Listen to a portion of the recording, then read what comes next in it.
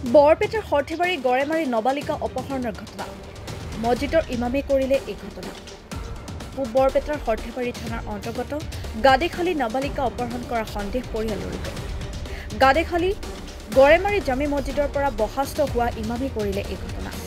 গড়েমাৰী গাঁৱৰ ইব্ৰাহিম আলী ওৰফে 10ম শ্ৰেণীৰ ছাত্ৰী নাৰ্জি আহমেদক মছজিদৰ ইমামে টিউচন কৰাৰ চলেৰে পলাই নিয়া বা অপহৰণ কৰিছে বুলি পৰিয়ালৰ লোকে জানিব দিয়ে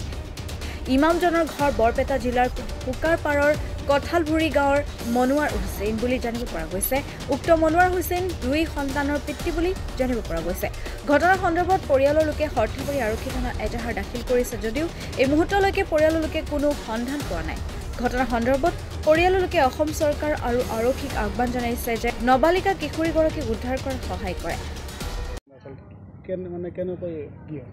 তাৰমানে মোৰ ছোৱালী নাৰ্জু আহমেদ ৰাতিপুৱা 10টা 10:30 বজাত এই আইচক্ৰীম খাবলৈ গৈছিল এই আমাৰ বিলোপাৰ হাইস্কুলৰ ওচৰত তাইৰে স্কুল এইটো এই স্কুলৰ কাষতে আইচক্ৰীম বেচে পিছত তাতে তাৰ পৰা হয় গাড়ী এটা আহি তাইক উঠুৱাই লৈ যায় অপহৰণ কৰি পিছত আমি গমাগমি কৰাৰ পিছত ছোৱালীজনী গম পালোঁ যে মনোৱাৰ হুছেইন বুলি ল'ৰা এজনে জনাব তেওঁ মৌলবাদী তাই অপহৰণ কৰি লৈ যায় মনোৱাৰ হুছেইনে অপহৰণ কৰি লৈ যায় বুলি কেনেকৈ গম পালে তাৰমানে আগতে ল'ৰাজন তাৰমানে আমাৰ তাইক অলপ তাইৰ পিছ লাগি আছিল আমি গম পাইছিলোঁ সেই হিচাপে আমাৰ পূৰা চিয়'ৰ সন্দেহ হৈছে যে সিয়ে নিছে এতিয়া বৰ্তমান মনোৱাৰ হুছেইন ক'ত আছে এতিয়া মনোৱাৰ হুছেইন মোৰ ছোৱালীৰ লগতে আছে মোৰ ঘৰত নাই সিহঁতৰ ঘৰত গৈছিলোঁ কিন্তু তেওঁলোকে কৈছে যে ল'ৰাজন কেৰেলা ইউনিভাৰ্চিটিত তাৰমানে চাকৰি কৰে তাতে কিবা মিটিং থকা বুলি কৈ তাৰমানে কৈছে যে মিটিং আছে আজি মই নাহোঁ কিন্তু মিটিঙৰ কথা কৈ তাৰমানে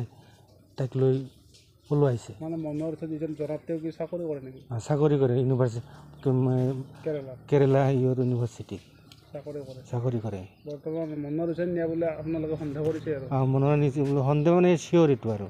আজি কেইদিন হ'ল 9 তাৰিখ আজি 7 দিন আজি 7 দিন হৈ গ'ল 7 দিন হৈ গ'ল আমি কোনো অনুসন্ধান পোৱা নাই থানাত এজাহাৰ দিছোঁ সৰ্থেবাৰী থানাত এজাহাৰ দিছোঁ আমি 9 তাৰিখে এজাহাৰ দিছোঁ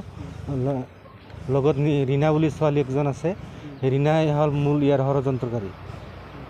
তাৰমানে কেনেকৈ পঠাব লাগে ক'ত পঠাব লাগে তাই তাৰমানে ইয়াক তাৰমানে সহায় কৰিছে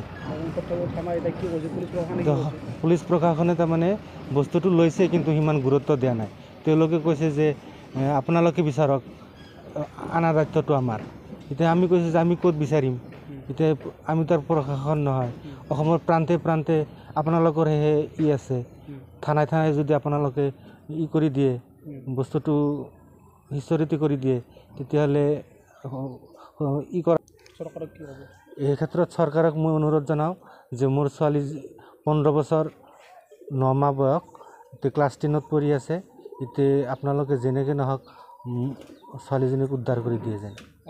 ছোৱালীজনী কি হয় মই ছোৱালীজনীৰ দেউতাক কি নাম আপোনাৰ মোৰ নাম মানে হাফিজ ইব্ৰাহিম আহমেদ ওৰফে ৰাজু ক'ত ঘৰ আপোনাৰ মোৰ ঘৰ গড়েমাৰীত থানা সৰ্থেবাৰী পোষ্ট অফিচ পশ্চিম মাছদিয়া মানে আমাৰ মছজিদত জনাব ৰাখিছিল জনাবজনে এনে আগতে আমাৰ লগত চিনাকি নাছিল কিন্তু এই মছজিদত ৰখাৰ কাৰণে তাৰমানে কেতিয়াবা আমাৰ ঘৰত আহিছে আহি কেনে অহা যোৱা কৰিছে এতিয়া আমাৰ ছোৱালীৰ লগত যে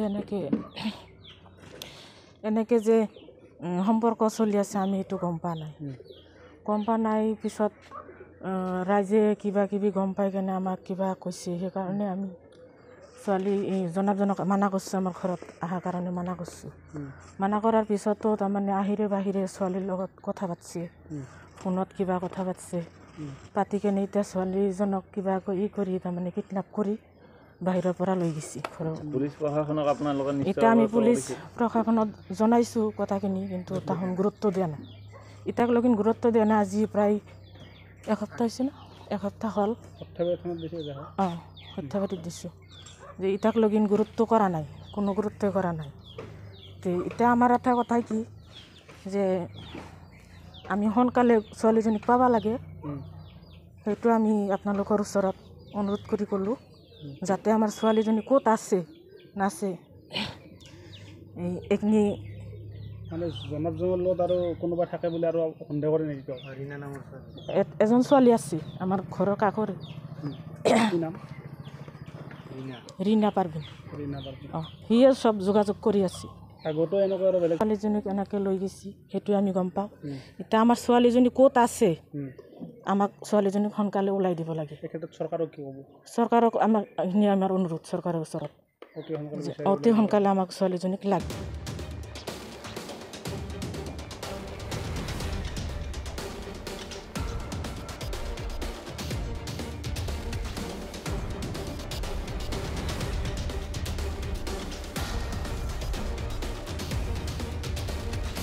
বৰপেটা চেঙাৰ পৰা Lachit বাইনৰ report my news any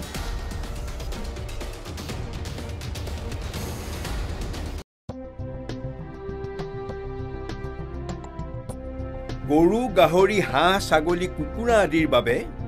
জনপ্ৰিয় দানাৰ নামটোৱেই হ'ল বিয়ম বিয়ম এই অসমৰ উদ্যোগ গতিকে বিতৰকসকলে অতি শীঘ্ৰেই বিয়ম উদ্যোগৰ লগত যোগাযোগ কৰক